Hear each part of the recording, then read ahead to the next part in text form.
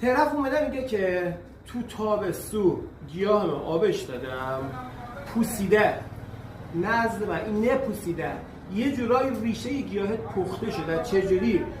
بعد موقع آبش دادی، سر ظهر تو گرما آبش دادی یا زیاد آبش دادی، آب مونده تو گلدونت، داغ شده و ریشه گیاهو پزونده باید بگیم پخته ریشه گیاهت. حالا راهکارش چیه؟ شما اگه گلدونای سفالی استفاده بکنی هیچ وقت اینجوری نمیشه، چون آب ازش میاد بیرون. ولی تو گلدونای سرامیکی احتمال داره و گلدونای پلاستیکی که زیرش تخته و چسبیده است به زمین.